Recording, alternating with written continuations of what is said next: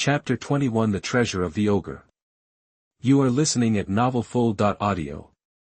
Sensing the light, Levi beelined toward it, ignoring the dirt. He raised his torch. He saw a pile of old and new silver coins on the ground, surrounded by scattered odds and ends, knives, forks, plates, candlesticks, cups of all kinds. Some were silver, some were gold. A grin spread across Levi's face. Jackpot. With a clatter, Levi rummaged through the pile, shoving anything valuable into his backpack. It quickly filled up.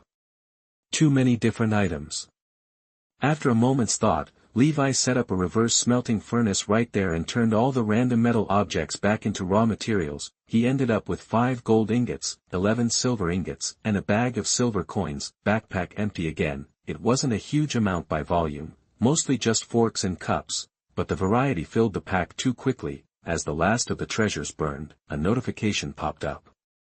Levi opened the crafting table and saw new recipes for metal tableware and chandeliers, so he could craft those directly from now on. With everything packed, Levi couldn't wait to get out of the cave. He opened his map and headed deeper into the forest.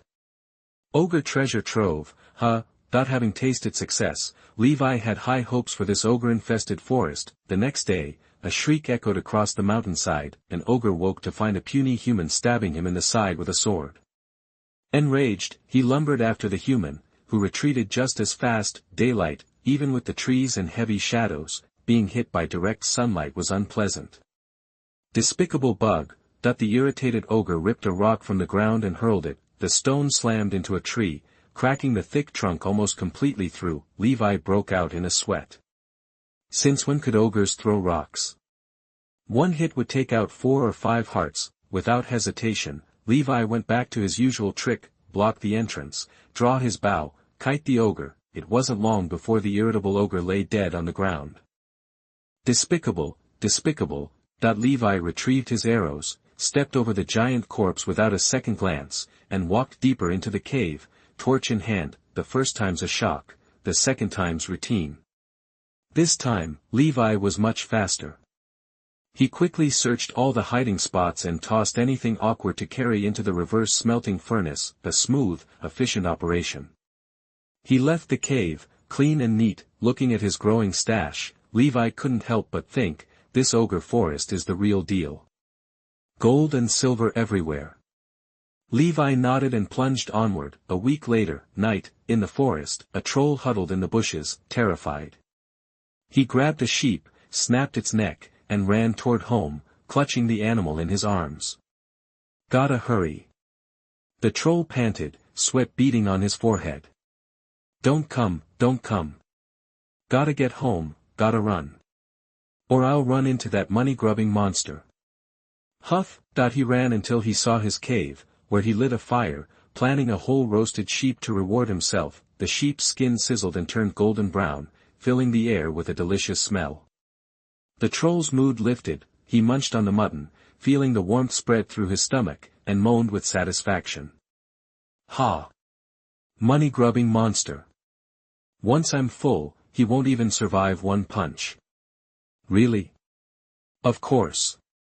The ogre replied, without hesitation, The ogre turned and saw a human standing beside him, and grinned evilly. Looks like I get an extra meal tonight, ha.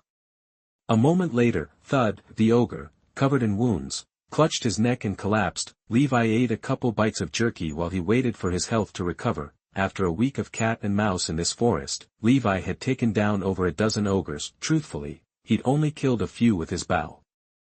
Ogre hide was too thick. By the 4th kill, his arrows were busted and unusable. Since then, Levi had been using a sword, armor, and shield. If he couldn't win, he could always run. He'd just dig 3 blocks down and cover himself. He wasn't afraid of getting killed. At first, facing ogres with high attack and defense, Levi had been scared. One slap could crack stone, it would obliterate him, but the more he got hit, the more he learned the ogre's attack patterns. He'd practically hardwired the counters into his reflexes. Those were all real, hard-earned lessons. Anyone else would have been crippled or killed from the first hit, so how could they learn from their mistakes? Levi took the hits, wore down his iron armor, and developed a fighting style. Now, the second an ogre raised his hand, he knew what was coming. Slap, sweep, smash, or rock throw, and he knew how to respond. He wasn't a PvP master, but he was becoming a PvE master. What a bust. Levi walked out of the cave, looking disgusted. Another broke ogre. Nothing valuable, just bones and filth. Not all ogres were rich. In Levi's experience, very few ogre caves held treasure. Most ogres didn't have much to begin with. Finding something good in an ogre cave was pure luck, like opening a blind box. Levi had noticed it was getting harder to find ogres. He'd spent all day looking for this one. He'd only found it while it was out hunting. Otherwise, he'd never have found the cave. He thought back to the money-grubbing monster it had mentioned before dying. The more Levi thought about it, the more he realized, they're talking about me, that he figured his reputation had spread among the ogre community. That's not good. Levi sighed, walked out of the cave, and circled the fire pit the ogre had used to roast the sheep. Wait, Levi took a step back and looked at the simple barbecue pit. He stared at the spit, which was covered in grime from years of use. Levi slowly approached, eyes fixed on the spit. Was that thing glowing? It was glowing. Levi picked up the grime-covered stick, ancient elf sword full of filth. Chapter 22 Tunnel. You are listening at NovelFull.audio. Scrub, scrub, scrub, scrub, scrub. Inside the cave, Levi dumped a bucket of water. He frowned, then dunked the stick covered in pulp into the water.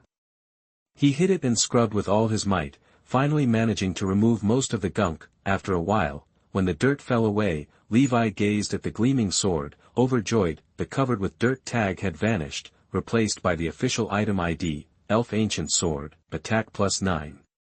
Score, 0.2 points higher than the diamond sword. Basically a diamond sword with sharpness 3, I really hit the jackpot this time. Diamond sword. Never heard of her. Don't want to jinx my bond with the Elf Ancient Sword, but this ancient elven sword, the fact that it involves elves and is called ancient means it's seriously old. Elves live forever, right? An antique handed down through human generations might not even be as old as their everyday dishes. This has to be something from at least the previous era, maybe even earlier. Gotta hand it to Middle-earth's forging techniques, though. Some weapons last for thousands, even tens of thousands of years, without fading or decaying. After cleaning the sword, Levi glanced at the puddle, murky with dirt, then at the empty bucket in his backpack. Never mind, this water's a lost cause. Looking at the glowing sword in his backpack, Levi figured this trip was worth it. The value of this sword blows any gold or silver out of the water. Wait a sec. Levi suddenly caught something. Is it always glowing? Alarm bells started ringing. Levi went on high alert, immediately leaving the cave. He crouched down, hiding in the shadows of the bushes, and scanned the area. Rustle, rustle. After a moment, he heard footsteps. An orc nearly ran right past Levi, heading for an orc riding a warg, then reported. Chief, I saw a light in the cave over there. Relax. That's troll territory. Understood. The orc backed off. The warg under the chief twitched its nose, looked around, and seemed restless. What do you smell, boy? That its bloodshot eyes darted left and right, finally locking onto a shadowy part of the bushes. Sometimes, Levi really hated wargs. Those mutts not only had a sense of smell better than dogs, but could also climb walls and trees. Following the orcs as they passed, Levi quickly spotted an orc cavalry squad not far away. Rough estimate, about 20 warg riders, stroking the sword in his hand. Levi sized up the odds. This is gonna be tricky. If he was wearing diamond armor, Levi would be confident enough to fight. Even if he couldn't win, diamond armor's full coverage defense would buy him an escape, but iron armor was just a little too flimsy. Truth be told, Levi wasn't exactly an experienced fighter, and his combat skills weren't top-notch. Aside from ogres, most of his battles involved trading blows. If the enemy count exceeded 10, he'd start to feel overwhelmed. Should I just run? Nah, can't let my new sword go to waste like that. I gotta get them. Then again, most Minecraft players wouldn't choose to brawl head-on with a large group of enemies. Seeing the wolf headed his way, Levi quietly backed off and got out of there. The wolf dove into the bushes, only finding some lingering scent. Something's been here. Captain Oak asked. The wolf took a sniff and confirmed. Stay sharp. Meanwhile, after Levi left, he pulled out a shovel, started digging a tunnel nearby. At this point, the Ward cavalry squad was still advancing, and Levi, having finished digging his hole, picked up their trail again. They must be headed for the Misty Mountains. This bunch of orcs must be planning to head back to their nest. Tough luck for them. Levi quietly drew the glowing elven sword, burst from the bushes, jumped up, and swung. Boom! The meaty thud made it clear, a critical hit. The orc rider at the rear went down, dead instantly, and the wolf wasn't spared, either. Maybe the wolf's hide wasn't tough enough, or maybe the sword was just too sharp. Levi swung with all his might, cleaving the wolf in half. The poor beast howled and died on the spot. Enemy attack. The rider in front spun around, roared, raised his scimitar, and charged toward Levi. Levi instantly raised his shield to block the orc's attack.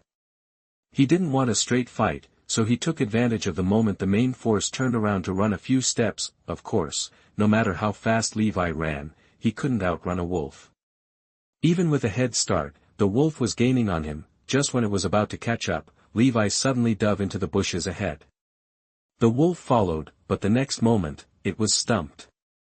There wasn't a trace of any human being in the clearing, or any sign of movement. It was like he'd vanished into thin air. The main force followed close behind. Damn it, where'd that scum go? Captain Oak looked around, enraged. The wolf sniffed, but only picked up the scent of fresh soil, like it had been recently disturbed. Wonder if anyone's trying to farm around here.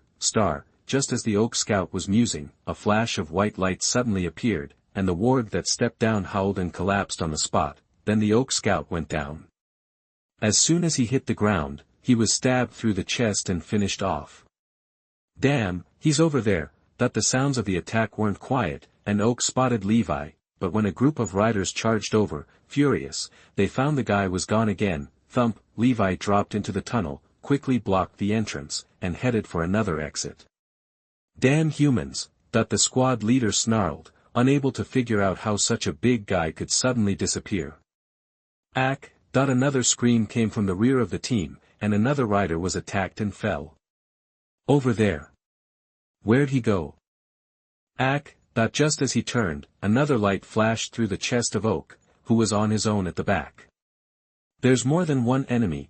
Faced with these strange sneak attacks, the squad leader instantly realized the gravity of the situation. There had to be more than one attacker, otherwise, the angles of the attacks would not have been so hard to predict.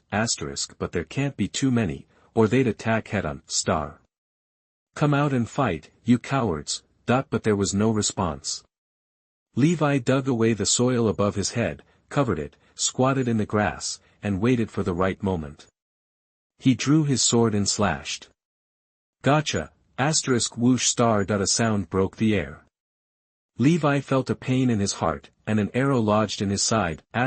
Took them long enough. After getting ambushed multiple times, this group of Oaks should have learned to be more careful. Ha ha ha ha! Captain Oak grinned.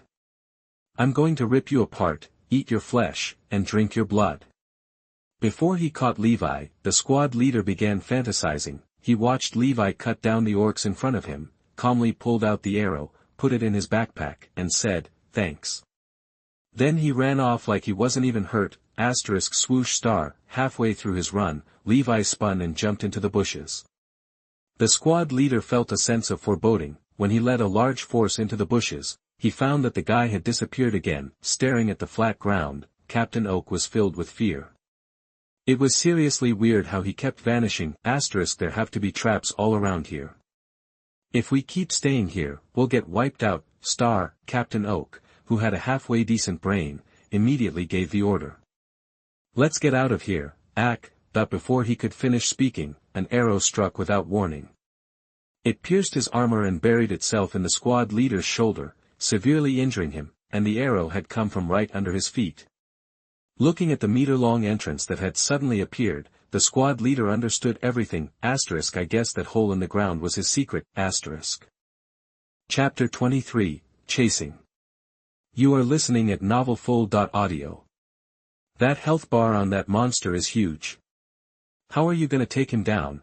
Levi saw the arrow knock Captain Oak down to his last sliver of health, killing blow time. Without a second thought, Levi scrambled out of the tunnel, drew his sword, and before the oak next to him could react, he hacked the captain to the ground, draining his health. With their leader dead, the surrounding oaks went into a frenzy. Even the wargs seemed lost. Levi seized the opportunity, charging forward and chopping down several wargs and oaks. The smell of blood was everywhere. Finally, an oak snapped out of it, pointing at Levi and yelling, "Kill him. He's the only one." Swing, star, the sword flashed, severing the limbs of the warg beneath the oak. It collapsed, and with another stab, Levi finished off the oak. The makeshift commander was gone, and the oaks dissolved into chaos again. One oak, still determined, charged at Levi, trying to take him out. But Levi only needed 2 swings to drop him. With no one in charge, the scene was a mess. Oaks and wargs huddled together, screaming threats at Levi in the center. But they couldn't form any kind of effective attack, just a couple of dummies running in to get slaughtered. While some were fighting, the others just milled around yelling, blocking the retreat of the oaks inside. One oak tried to rally the troops, but Levi spotted him and, ignoring the pain, cut him down first. That's when it hit Levi. The difference between having a leader and not having one was night and day. When the captain was alive, Levi only dared to sneak attack and run. He wouldn't dare risk an extra strike, knowing he'd be swarmed. Now, he could break free whenever he wanted. The shift was huge.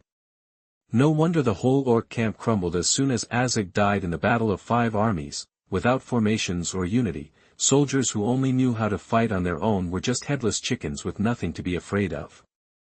His body was covered in blood, but the sword in his hand was still shiny and lethal. With more than half the cavalry team down, Levi was already thinking about making a run for it. They still had the numbers, and even a surprise attack couldn't take them all out. He was down to half health himself and needed to get some food, but before he could, the oaks started to panic. They saw half their buddies dead, and this human was still going strong, like he wasn't even tired. He was healing right in front of them. It scared the oaks so badly, they wondered if he could even be killed. Sometimes the worst thing is not that something is difficult, but that no matter how much you try, you see no progress. Even though Levi was hurting, he looked untouched, like their attacks didn't even register. They'd stab him, and he would act like nothing happened, and he'd even yank the blade out and kill the oak that stabbed him, once or twice, not a big deal. But after 3 or 4 times, the oaks were losing it. Levi was bluffing, raising his sword and yelling to scare the oaks and wargs, all while stuffing his face with jerky. When he was full and back to full health, he charged in and started swinging again. "I'm healing up, what are you waiting for?" The stench of blood filled the air. The orcs started running for the hills. That squad was done. There were over 20 cavalrymen, wargs and orcs, and over 40 corpses, lying everywhere like a slaughterhouse. The swords slowly dulled, signaling the end of the fight. Then, a series of system notifications popped up. Glen Area Camp at 100. Dunedain Camp Reputation at 100. Gained Camp Achievement, Friends of Rivendell. Gained Faction Achievement, Friends of the Dunedain. Levi checked the descriptions. 10 points of reputation meant that the camp recognized you and would be friendly. 100 points meant you were a straight-up friend. Okay, so before even reaching Rivendell, he was already a friend of Rivendell. He checked the reputation log. Trolls, orcs, and wargs, all enemies of the free peoples, and their deaths turned into reputation gains. Not just the Dunedain and Rivendell, but once word got around, other free peoples would like him too. After another bite of jerky and seeing that it was getting late, Levi decided to go hunt some more trolls, but, after searching all night over hill and dale, he couldn't find another troll. Finding trolls was a combination of luck and strength. Seeing his backpack full of gold and silver and the new sword, Levi decided to end his trip to the troll forest and head for the valley. It was a bummer he didn't find the 3 trolls guarding a huge treasure, but they lived to fight another day. Back at the bridge, he knocked on the ground and found his horse was okay. "You've been locked up for days, it's been tough." Levi patted the horse's head gently, but the horse didn't react. It just kept eating grass, with a look of wisdom. "Let's go." He jumped on the horse and rode east. He rode until the next night. Levi pulled out the map to check his location, guessing he'd be near the valley by morning. Faradin mentioned a path that led straight into the valley, asterisk whoosh, star, suddenly, an arrow shot through the air. Nay, the horse reared up, stopping so fast Levi almost fell off. He looked down and saw an arrow sticking out of the horse's belly, having pierced through the horse armor. The horse was bleeding. Levi turned around and saw a horde of enemies waiting for him. The scarlet eyes stared at him, sending a shiver down his spine. It was an orc cavalry unit, hundreds of them. Oh, crap, Levi cursed, turned around, and galloped away. What? The orc archer who shot the arrow looked shocked. The horse was still running fast. Chase him! An orc yelled. The wolf riders thundered forward in formation. Boss, it's him. He wiped out our squad in the troll forest. An orc rider nervously reported, his wolf looking uneasy, like it had been recently scared. I know, he's the one the king wants. I will kill him, the wolf roared and followed the main force. Bad luck, bad luck, bad luck. Levi was riding as fast as he could, his heart pounding. Damn orcs, they're all coming after me. Are you kidding me? Is it worth it? Cursing under his breath, Levi kept running. There were over 100 wolf riders, not just random soldiers. Their gear was above average. There was no way he could take them on. Levi ran like crazy, not stopping for a second. He ran for half the night. Levi looked back. Damn it, they're still chasing me. Do these wolf riders ever get tired? There were ways to handle this. He could just keep running and tire them out. If he was desperate, he could jump off his horse and dig. With his shovel, he could dig 3 blocks before they caught up, or, just as Levi was deciding what to do, he felt a faint vibration in the ground ahead. He looked up and saw a line of silver gray in the distance, shining in the starlight. Was that cavalry? Chapter 24 Lord of the Valley. You are listening at novelfull.audio. A clear, loud horn echoed from the distance. A phrase drifted into Levi's mind. They once rode beneath the stars. Rumble. The sound of galloping hooves, a blur of silver gray and silver white figures rushing past. Levi felt like driftwood caught in a river, splitting the current. But the water, once past him, surged back together, flowing onward without interruption. Every soldier's focus was locked on the enemy. No one spared a glance for the unexpected visitor. Whoosh. In an instant, the silver-gray tide crashed into the orc cavalry. The wargs in the front lines faltered. Unlucky orcs, thrown from their mounts, were trampled or cut down, their cries quickly silenced. The initial charge shattered the orcs' pursuit, forcing them to halt and fight where they stood. The elves swiftly reformed, hunting the orcs with deadly efficiency. Asterisk thwack, star. An arrow found its mark, felling an orc trying to flee. The elves fired as they rode, each arrow finding its target. Levi was stunned. He imagined trying to ride and shoot. He'd be lucky if his arrow didn't end up halfway to the horizon. Bows, spears, knives, swords. The elves wielded their weapons with expert skill. The orc numbers dwindled, their resistance disorganized. There were no battle cries, no unnecessary noise, only the clash of steel on armor and flesh, and the death throes of the orcs. It all felt surreal to Levi. He reined in his horse on a hillside, watching the one-sided, silent slaughter. It was a rout. The word perfectly captured the scene. Realizing they were outmatched, the orc leader roared a retreat, pulling back his remaining troops. After chasing down a few stragglers, the elves broke off the pursuit and quickly began tending to the battlefield. It wasn't long before they seemed to notice Levi. A contingent of cavalry rode towards him, surrounding him. Asterisk what's going on, star. Just as Levi started to feel uneasy, a tall elf rode forward. Greetings, stranger. What do they call you? Levi, an adventurer from the human settlements to the west. Adventurer. What brings you to these lands?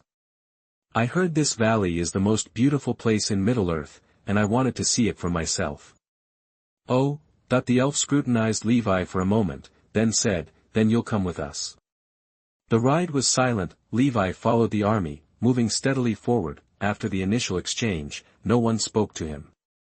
The elves were quiet and reserved, leaving Levi to pass the time by checking his inventory and reorganizing his pack. Even though the game's interface indicated that the valley's attitude toward him was friendly, the silent company made Levi a little nervous. On the one hand, it could be seen as strict military discipline, but on the other hand, Levi couldn't find an opening for conversation.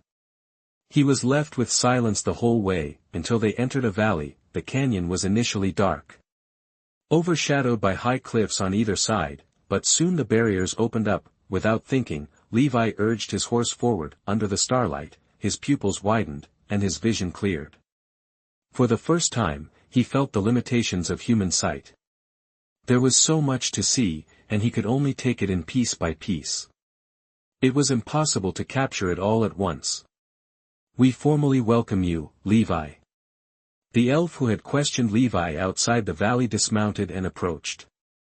"I heard a rumor of a powerful human wizard in the Eriador wilderness. He supposedly built a castle overnight and single-handedly defeated 100 orcs. He called himself an adventurer." As he recounted the rumor, the tall elf removed his helmet, studying Levi intently. Wow, that rumor really spread fast. Even the elves have heard about it. It's not that exaggerated. Levi protested, then looked up at the elf and froze. The face was strikingly familiar, especially the silver circlet on his brow. "Lord Elrond." At that moment, an elf in formal attire hurried down the steps beside him. "Linder." The tall elf nodded and handed Linder his sword. Whoa. That name. Levi quickly looked around at the elves. No wonder he looked familiar. This was the legendary Lord of Rivendell, Elrond, and that was Linder, his secretary. After his troops had settled in behind him, the Lord of the Valley continued. "Recently, orc activity has surged from the last bridge to the loud water. It's highly unusual. I believe something, or someone, is drawing them here. Don't worry, the orcs will be back in a year. And it seems we've found the cause. Well, I suppose it's me. I've killed too many orcs lately, and the Orc King put a bounty on my head." Elrond gazed at Levi with a touch of admiration. "I wager you've slain more than just orcs." Levi's eyebrows shot up. He felt like his title log had been accessed. "I can sense your achievements are real. There's no need to be modest. It's something to be proud of. Rivendell welcomes you, Levi. Prepare a feast. We'll welcome our friend properly." The Lord himself had invited Levi to dinner. To be honest, Levi was a little overwhelmed, but he held his own. Soon, Elrond, out of his armor, was seated at the head of the table with Levi.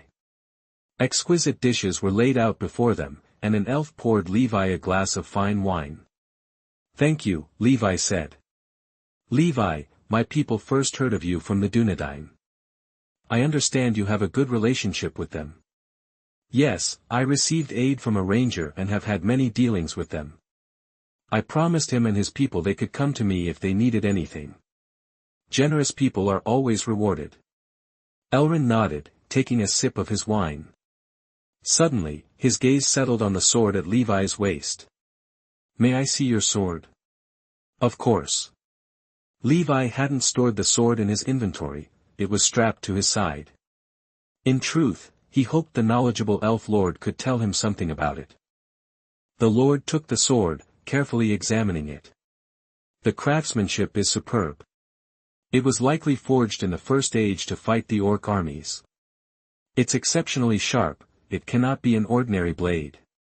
But, I've never heard of any legend surrounding it. Perhaps it was lost before it could be used in battle. I took it from a troll.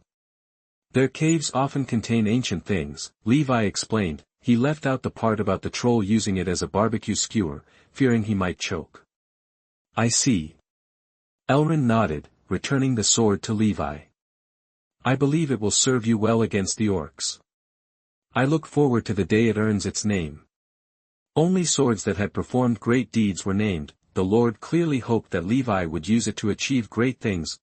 Typical cultured elf, praising people without even trying. The conversation with the Lord made Levi feel comfortable, everything felt so natural. Chapter 25 New Module, alloy. You are listening at NovelFull.audio. The simple meal wrapped up quickly. Levi knew the elf lord was a big deal, but he was surprised by how approachable he was. To be honest, Levi hadn't even been sure he'd get an audience before arriving. He definitely hadn't expected a personal welcome. Maybe it was because they hadn't seen a human visitor in ages, or maybe the Lord sensed something about Levi that piqued his curiosity. Whatever the reason, it probably wasn't a big deal in the grand scheme of the Lord's long life. After a quick chat and a friendly invitation for Levi to explore, Elrond excused himself. That night, Lyndall showed Levi to his room. Sinking into the ridiculously comfortable bed, Levi sighed. Elves really knew their stuff. It was the best bed he'd ever slept on. Morning came quickly. As soon as Levi stepped outside, he felt eyes on him. He turned to see a group of elves staring at him with undisguised curiosity. Word had definitely gotten around about the human visitor and his supposed accomplishments. Levi met their gazes head-on, not intimidated in the slightest. Elves really were something else.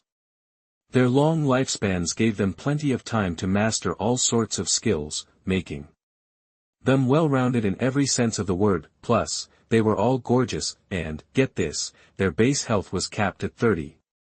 Finally, one of the elves, unable to contain his curiosity, approached.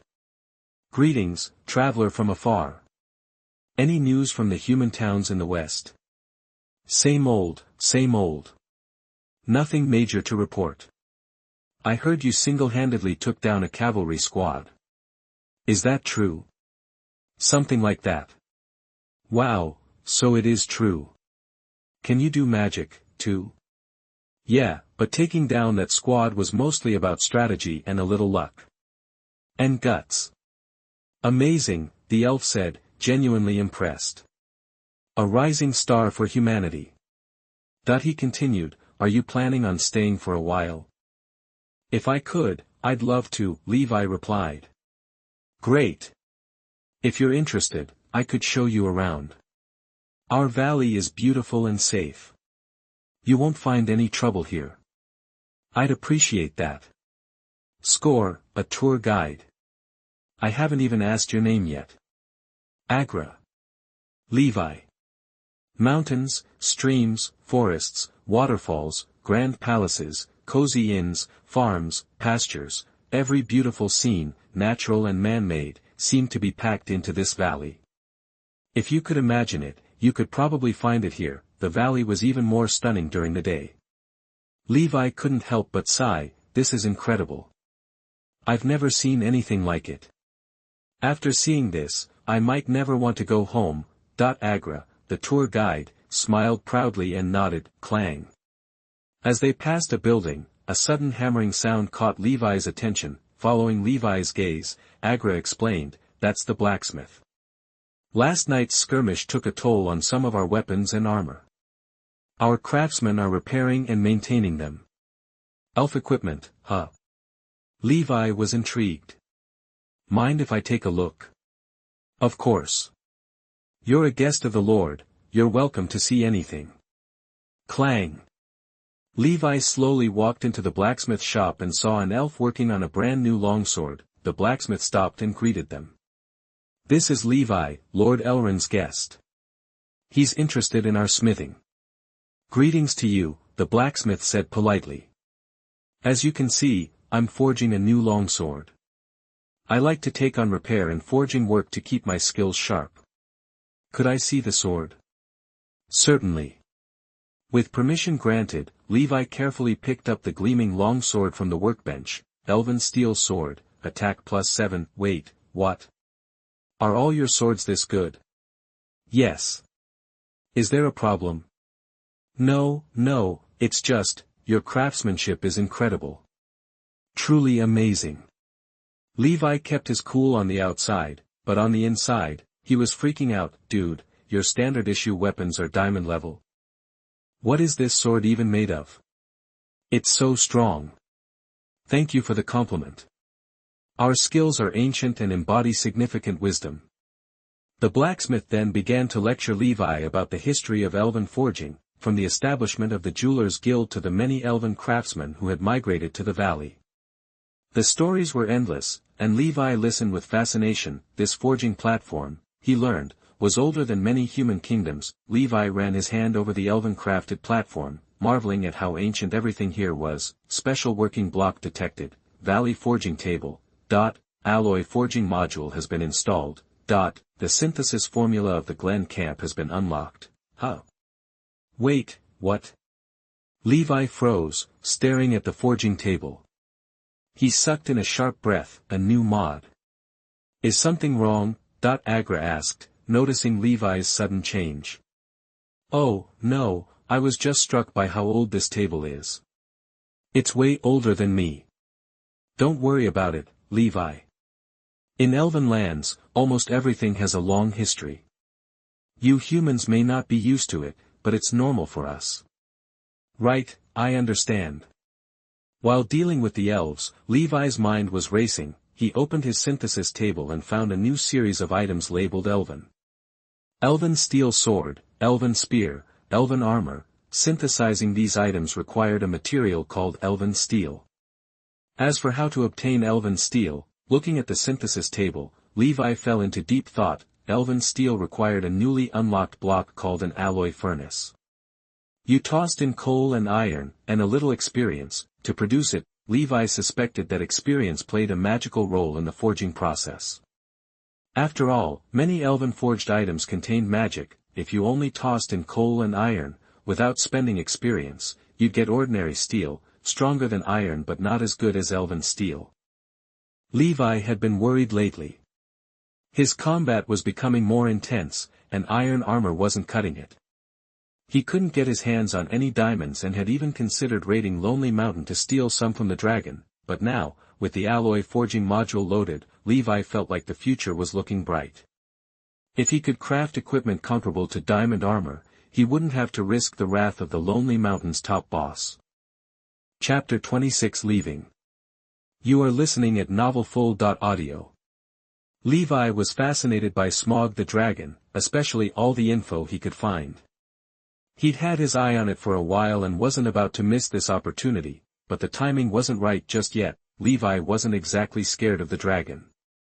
Worst case, he could dig a hole and hide, but if Smaug gave chase, the people at the foot of the mountain would be toast. He didn't want to see innocent people suffer. Plus, he wasn't sure he could handle a dragon one-on-one. He refocused his attention. The elves were demonstrating their forging techniques, and Levi nodded along, soaking up all the knowledge he could. For the elven smiths, crafting top-notch armor and weapons meant smelting fine steel first, then slowly hammering and shaping it through a series of complex steps until it was just right. Levi, on the other hand, just needed to toss the raw materials into his alloy furnace, burn them for a bit.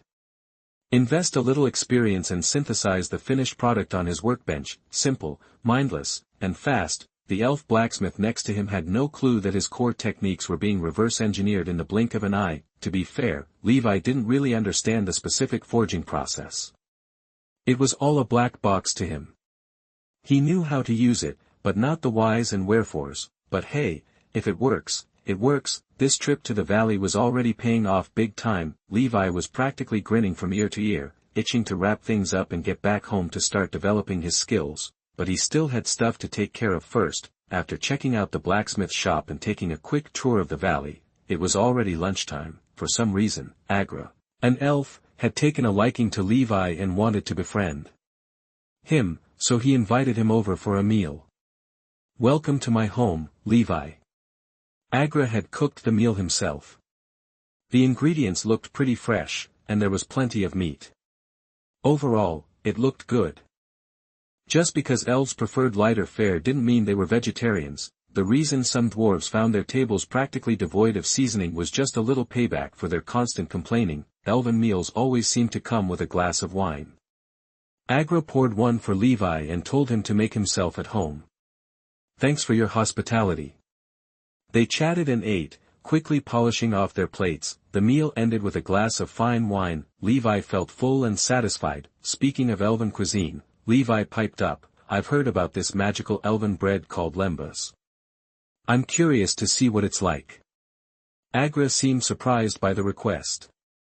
Lembas. I usually bring some when I travel. If you'd like, I have a few pieces. He got up and returned with a few square biscuits wrapped in golden leaves. Lembas, special effect, restores health over 10 seconds. Whoa, this was, like, the 100th time Levi had been blown away by elven craftsmanship. Looking at the biscuits in his hand, Levi felt like he'd struck gold. Not only did Lembas provide a health buff, but a tiny piece could fill you up like a Thanksgiving dinner. It was the perfect travel and combat item, if Levi had had this stuff when he ran into the wolf cavalry squad in the troll forest. He would have gone toe-to-toe with them. Good things are always in short supply. Ogre only had 3 pieces of Lembas, and seeing how much Levi liked it, he just gave them all to him. Lembas isn't exactly a feast, Levi. Even if you eat it, you'll still crave bread and meat. But it has its uses. I'm sure it'll come in handy. It really will. Ogre, do you have any more? I'd like to buy some, if possible. Lembas was awesome, but sadly, there were only 3 pieces. Ogre shook his head. I wish I did, Levi. We don't usually sell Lembas, and there aren't many to go around. I just happened to save a few pieces. Okay, thanks for your generosity. Knowing there was no way to get his hands on more Lembas anytime soon, Levi wasn't too bummed. Even just 3 pieces was a huge win, until he could whip up more potions. Each piece of Lembas was like a secret weapon. The valley was a magical place, time seemed to slow down, and it was hard to keep track of the days. Looking at the waterfall at the end of the valley, Levi realized he'd been there for a week. Life was good, like living in paradise, but it was too quiet. The next morning, Levi saddled up his horse. Leaving already, Levi, thought as if he could sense it. Ogre came to the stable.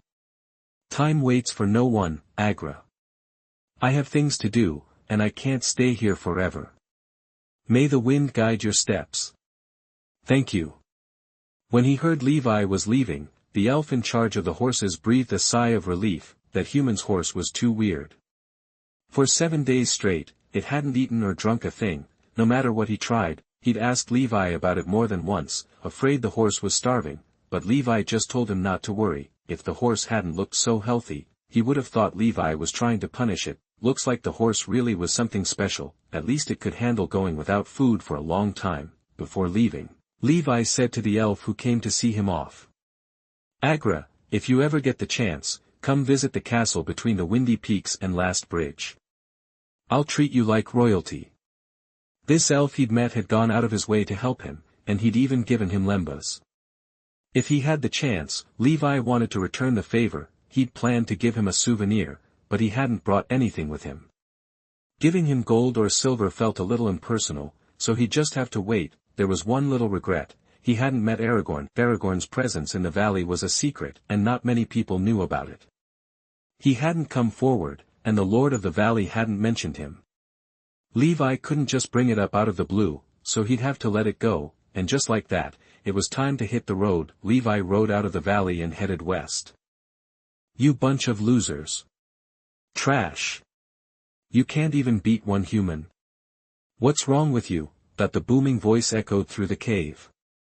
Perched on a large rock in the middle of the cave, a massive figure glared down at an orc, radiating menace. It was the orc chieftain, maybe even the leader of all the orcs in the Misty Mountains, the Orc King. Some human had wiped out his raiding parties, and recently, he'd even dared to come close to his territory and take out a cavalry squad. This was a slap in the face, and he wouldn't stand for it. For some reason, the Orc King was obsessed with this particular human, and news about him always seemed to reach him quickly. But we ran into an elf. The orc stammered, and he's staying in elven lands now. So what? Go somewhere there aren't any elves. Huh?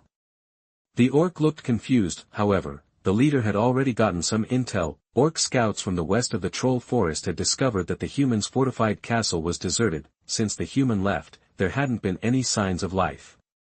Some orcs had lurked nearby and listened. They only heard the sounds of livestock, nothing human. Some orcs had even gone to the city gates to yell insults and throw stuff, but nobody came out. He's with the elves, which means his house is empty. Go take it. And while you're at it, set up an ambush. I want his head. The Orc King had spoken. If I can't get to you, I'll get to your house. I'll camp out near your place and wait for you to come back. See how you like that. Chapter 27 Fear. You are listening at NovelFull.audio. That night, a large orc cavalry unit marched out of the Misty Mountains, bypassed the valley, cut through the troll forest, and headed into the wilderness. Their passage sent birds scattering and hares fleeing. Levi, still in the valley, remained unaware.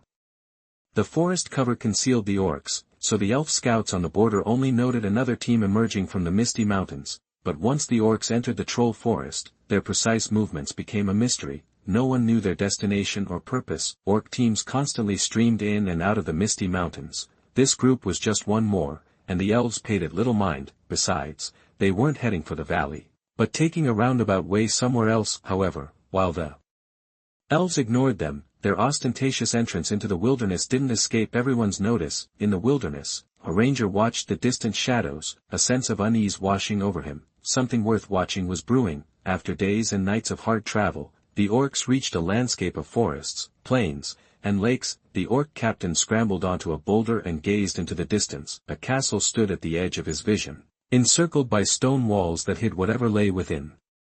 "We're here," he announced. "Into the woods. Build the siege ladders. We attack tonight."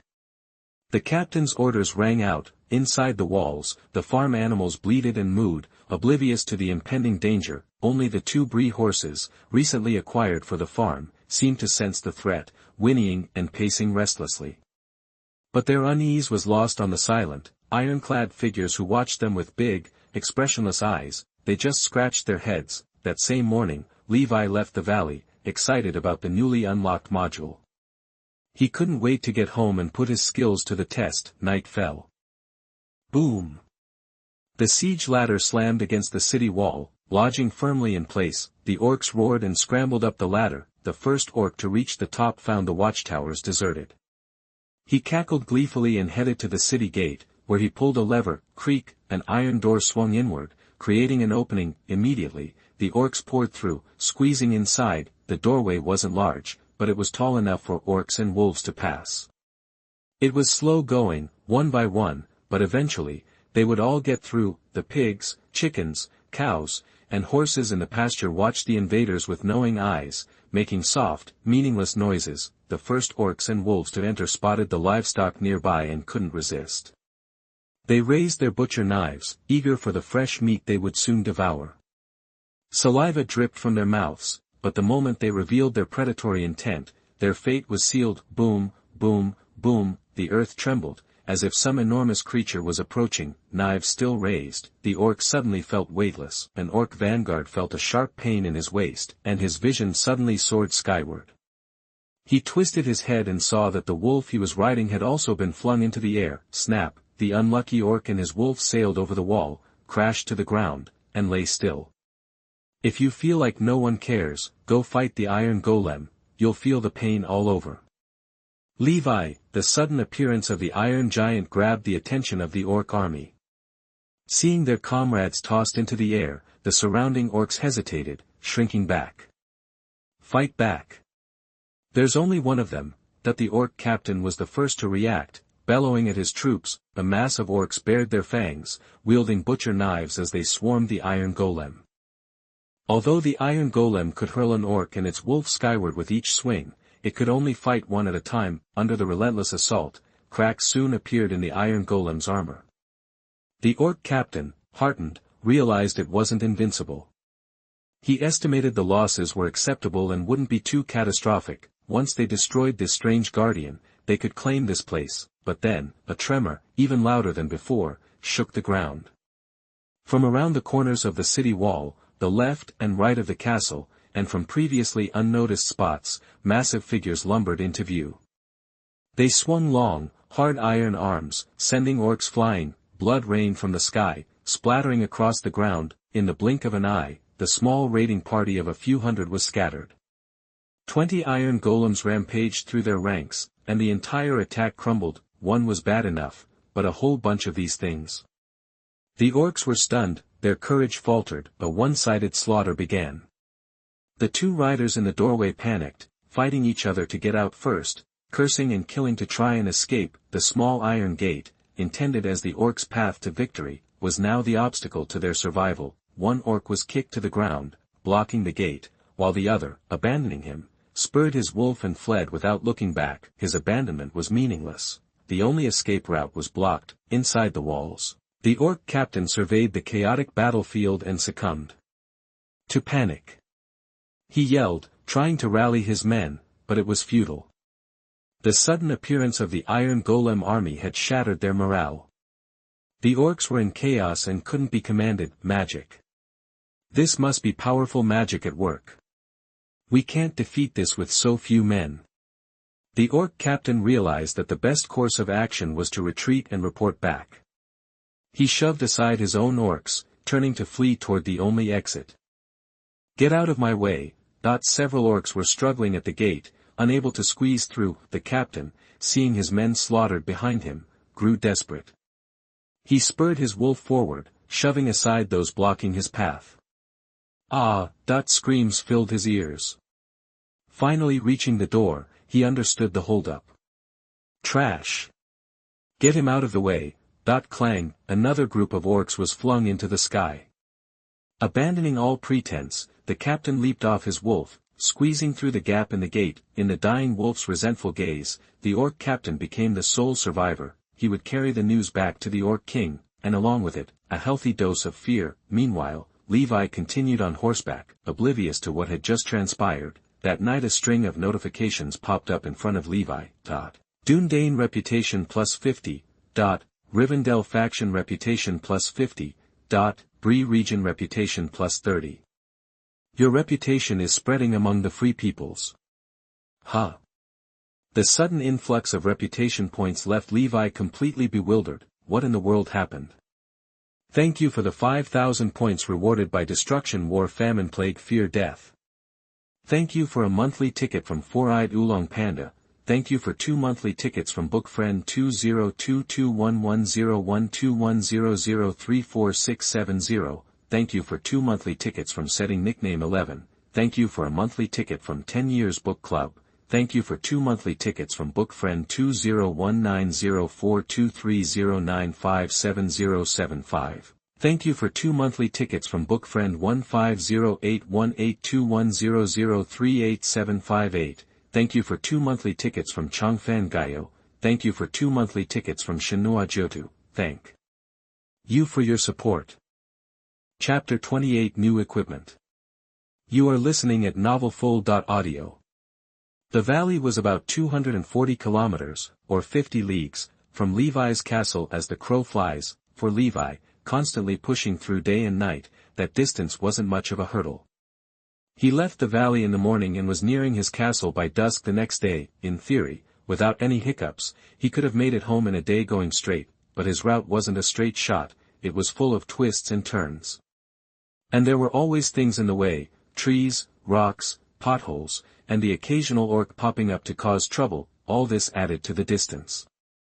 Man, I could really use a fast horse, Levi muttered to himself. In MC, a horse can hit a top speed of 20 meters per second. If he had a horse like that, he could not only get to the valley and back in a day, but even grab lunch there and be home by afternoon. The horse he had now was just too slow, but no sweat.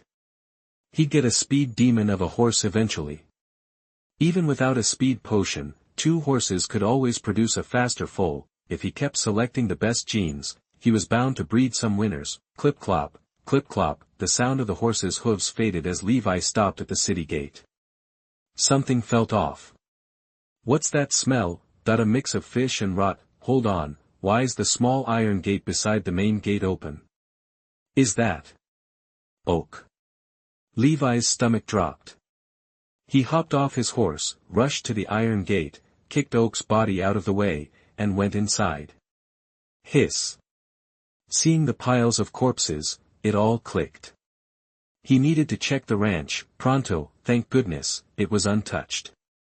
They really went all out. A quick count showed over 200 bodies littering the ground inside the city walls, oaks and wolves. Levi could barely find a place to step. They were even tossed onto the sentry towers by the iron golems. So, that's where the reputation came from. What did I do to piss them off this bad? They tracked me all the way home to fight. Levi checked his reputation. Misty Mountain Orc reputation, -344, archenemy. Guess that answers that question. Clang, a few cracked iron golems limped past. Looks like he wasn't the only one who took a hit. Levi picked up a few iron ingots and a small red flower from the ground, shook his head, and planted it by the city gate. Even iron golems have a health bar. 20 iron golems against 100 cavalry. That kind of exchange rate was brutal. If these orcs were fearless warriors, with proper formations and tactics, they might have actually been a match for the golems, but they clearly weren't. Levi could picture the orc ranks crumbling as soon as the golems charged. He had to take care of his territory. He spent a while breaking down the wolf carcasses into bones for fertilizer, then hauled the orc bodies outside for a bonfire. Levi scrubbed the ground with a bucket several times to get rid of all the blood and stench. Done with that, Levi checked on the protozoa without MC traits, especially the 2 horses. Good. Levi gave the horses' head a pat. They were both doing fine.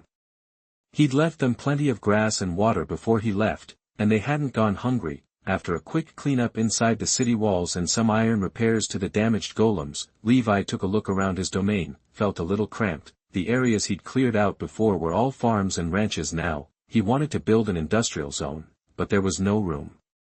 Guess I gotta expand again.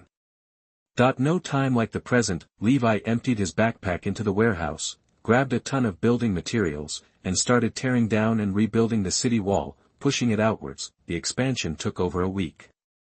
It was a huge job. Levi doubled the length of the wall and raised it a few meters higher. The territory's area grew several times, adding a wide open space. The project sucked up almost all the cobblestone he'd mined in the last 2 months.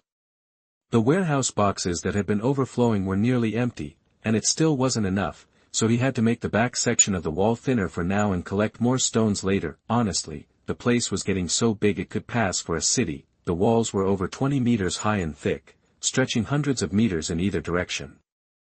No 100-man raiding party would ever try to take that on. They'd probably just turn around. At this point, he'd walled off almost half of the flat land on the small plain, and the rest wouldn't support another expansion of this size. If he went any bigger, he'd have to reshape the terrain himself. Phew.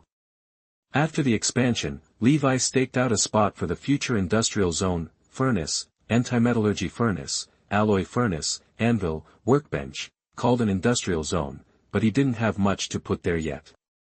It felt empty. Something was missing. Levi imagined a huge furnace made of burnt black bricks. The new alloy casting module was cool, but he still missed the old craftsman's soul module. If you were talking about the best smelting, that was definitely number 1. Maybe he was missing some condition. He didn't dwell on it. Without wasting any time, Levi tossed iron and coal into the alloy furnace. Drops of experience fell from his body into the furnace. Before long, elven steel came pouring out. Now he could make elf gear. He immediately crafted a set of elven steel armor and found it had a full grit higher armor value than the iron set. Still a long way from diamond, unfortunately, but it was okay. The raw materials were just iron and coal, cheap as dirt. He couldn't expect too much. Unlike the military standard elven armor worn by actual elves, this set was similar in style to the iron set. You could see some differences in the details if you looked close, and the color was slightly different, a silver gray. Weapons weren't worth it. They wouldn't be better than his +9 attack sword. But he could upgrade his tools. Elven steel tools were slightly more durable than iron, and the digging speed was a little faster. Wish he could enchant them. Levi thought that, not for the first time, but enchantment table materials were always a problem. Diamonds, obsidian, blaze rods, alchemy table, especially the alchemy table. The raw materials for the enchantment table were real after all, and he could always get them, but he had no idea where to find the blaze rod for the alchemy table, unless this world could connect to hell. But would connecting to another dimension even be allowed? Levi made a mental note to try it if he ever got the chance. Chapter 29, Accumulating Resources and Preparing to Set Off. You are listening at novelfull.audio. Levi had been mulling over the best materials for his alchemy table for a while now. Balrog, since blaze creatures catch fire, a Balrog probably would too. Maybe the stuff Balrogs dropped would work: obsidian, diamonds, magma, Balrog. Where could he find all that in one place? Dwarves. The dwarves' territory was sure to have those resources. whether it was the dwarf settlements in the Blue Mountains, the legendary Moria in the Misty Mountains, or the Iron Hills, they were all built into mountains, which always had tons of minerals, and with minerals came amazing smelting and forging skills. Even if there wasn't any natural magma, they could probably melt some manually with their equipment. Solving that problem, then there were diamonds. Dwarves were always digging underground, so they had to have a bunch. He could probably get some for the right price. And finally, the Balrog. Moria was probably overrun with orcs by now, with the Balrog slumbering somewhere inside. Levi wasn't ready to mess with that thing just yet. He had some ideas for how to handle it: endless water, blocking tactics, TNT, maybe even kiting it with a bow and arrow. But if those didn't work, he'd be in deep trouble. He just needed more options. Levi suddenly thought of Smog. That dragon breathed fire, so wouldn't its scales be fireproof? This dragon was getting more and more interesting. Balrog, dragon, or the current territory development, it all came back to one thing: dwarves. He was definitely going to have to visit their territory. Pulling out his map, Levi zeroed in on the dwarves' lands. The Iron Hills were too far, the Lonely Mountain had a dragon, and Moria was crawling with orcs. The Blue Mountains were the best bet, if he remembered correctly. Thorin and Durin's clan lived there back then. It was a perfect place to start. Hopefully he'd actually see them this time. Levi was curious to see what the down-on-his-luck dwarf king looked like these days. Plus, Levi envied the dwarves' craftsmanship. If he could unlock their crafting recipes, that'd be awesome. Everyone knew their forging skills were the best in Middle-earth, but that was all for later. For now, Levi was focused on developing his territory. He'd been busy and loving it. Every day, he hit the mines like a madman, half digging iron, half digging stone, stockpiling resources. Once his inventory was full, he'd head back, unload, and go right back to mining. At night, he'd smelt the ore, repair the parts of the city wall that he'd skimped on before.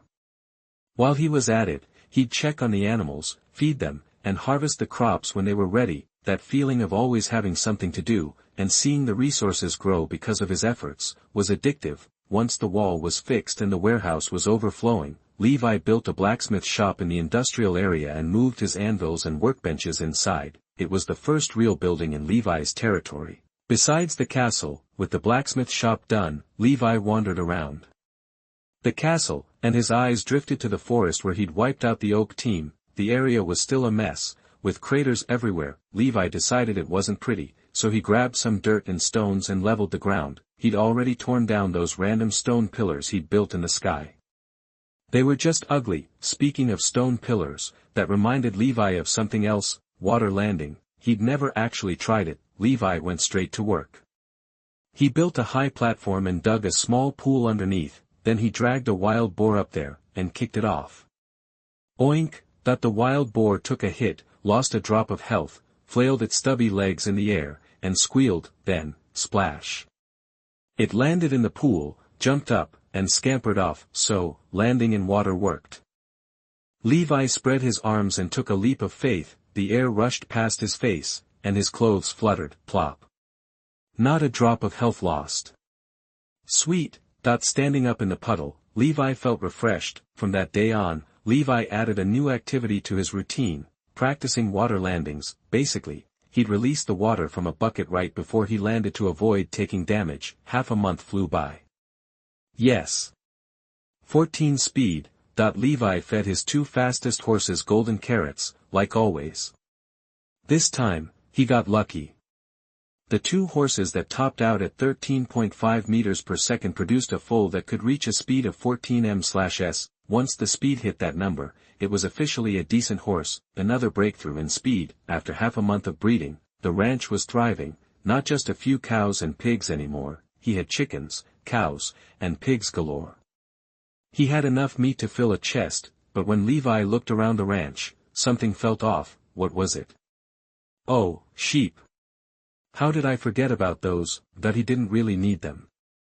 He wasn't short on meat, and wool was only good for making carpets and beds. No need, no production. But his completionist side kicked in, and Levi decided to bring back a pair of sheep on his next trip. That was just about everything. The territory was doing great, and there wasn't much left to build. Time to hit the road and find something new. But first, Levi opened his mineral chest, looked at the rows of iron blocks. and grabbed a dozen stacks. He placed them all over the territory, and just like that, iron golems were born. Soon, over 200 iron golems were patrolling the outer edges of the territory, along the walls, and underneath them. 200 golems sounded like a lot, but spread out across the walls, it didn't seem like enough. These iron golems had their own patrol routes. They didn't wander around and get in the way. They only gathered when the territory was in danger. With an army that size, even if another orc horde of thousands came, Levi wouldn't have to worry about the territory being overrun. Safety guaranteed. After releasing the iron golems, Levi turned and headed to the chicken coop with a sharpening stone. A few minutes later, he had 2 more sets of feathers in his backpack, and the chicken coop was half empty, but it was already being refilled with chicks hatching from eggs. He'd collected chests full of eggs, so he wasn't worried. After slaughtering the chickens, Levi checked the warehouse and managed to scrape together a set of flints, a byproduct of mining. Time to make arrows. After his previous battles, Levi had realized that firepower was king. Even if he didn't use them, it never hurt to have a stockpile of ammo. After crafting 4 stacks of arrows, Levi took out 16 gold ingots and made 2 golden apples. Another life-saving trick: if Levi ate a golden apple and some lembas bread at the same time, he'd be practically unkillable for 10 seconds. Wonder if the elves would like one of these. Levi decided he might bring one to Ogre as a gift next time he visited the valley. Too bad he could only make 2 after searching the entire territory. Most of his gold went into making golden carrots for the horses. His supply was just too low, he needed so much more. Levi started thinking about the trolls again, but fishing the same pond wasn't sustainable. If only he had a gold mine. The call to adventure was getting louder. Traveling and exploring had become Levi's new normal. With a backpack full of supplies and emergency rations, Levi picked a bright morning, saddled up his fastest horse, and officially began his next journey, west, to the Blue Mountains. Chapter 30 Visit. You are listening at NovelFull.audio. As soon as Levi hopped onto the 14-speed horse, he could immediately feel the difference. The scenery blurred by faster, and the wind whipped against him harder. Everything felt more intense. Levi was getting even more stoked about this speedy horse. He glanced at the map while riding. First stop, Bree. Bree wasn't much farther than Rivendell, and the roads were in better shape. Plus, they were traveling on a top-notch horse this time, so he figured they'd get there before dark. He just kept riding. By dawn, Levi had reached some nameless crossroads. A small inn sat just off the road, the Forgotten Inn. Recognizing the place, Levi paused, then dismounted and went inside. The quaint inn was nearly empty, with only a few people at a couple of tables. Levi spotted a familiar face. He walked over and sat right across from him. The guy, who was washing down coarse bread with water, looked up, his sharp eyes peering out from under his hood. Levi, thought Farad'n, set down his bread and took a drink. What are you doing here? You need something? That he remembered giving Levi that silver coin. He'd promised that if Levi ever needed anything, he could find him at the Forgotten Inn. But it was a coincidence to bump into him like this. Nothing, just figured you might be around, so I thought I'd say hi. Back from Rivendell? Been back for a while. Actually, I'm on my 2nd trip now. Seems like you just left a few weeks ago. It's been 2 weeks since I got back. Farad'n paused. Anyway, Farad'n continued, my guys told me there was a company of oak cavalry moving west along the edge of the wilderness, heading this way. I figured they might be after you. He looked serious. A cavalry squad, 100 strong, wasn't something to take lightly. I was planning on heading over to Roadside Fort to tell you about it. Levi grinned and leaned back. Your intel is a little stale, Farad'n. I already wiped that team out.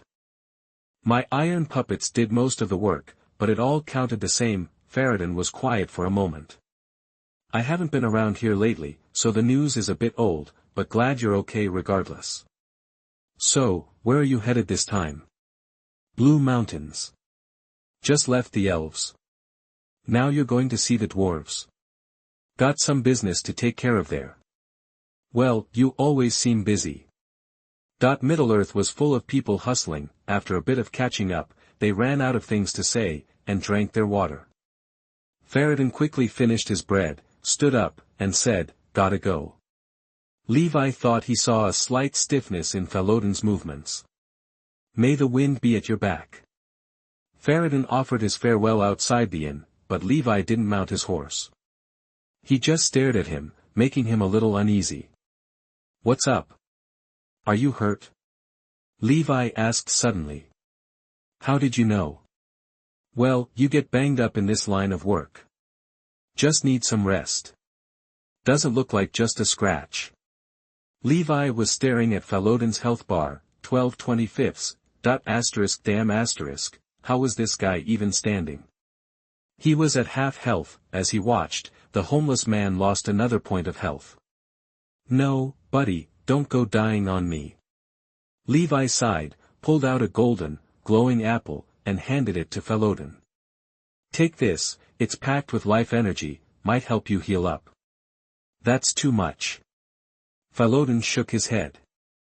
This apple looked like solid gold. He wasn't sure if it was even edible, but it had to be worth a fortune. No arguments, take it. I don't want you kicking the bucket on me. Levi insisted and pressed the golden apple into Falodin's hand. He saw through me. Falodin stopped trying to hide it. His fighting spirit deflated. Eat it. Levi ordered. The exhausted homeless man looked at the golden apple, hesitated, and then took a bite. Sweet juice exploded in his mouth. Falodin's eyes widened. The moment the pulp hit his stomach, his whole body seemed to cheer from head to toe. Cuts and festering wounds started closing up at an impossible rate. A golden shimmer enveloped him, giving him a feeling of invincibility, an extra layer of shield. When the apple was gone, his health was completely restored. 25/25. This thing is priceless. Falodin understood the apple's value instantly. I owe you my life. Anything you need, just ask.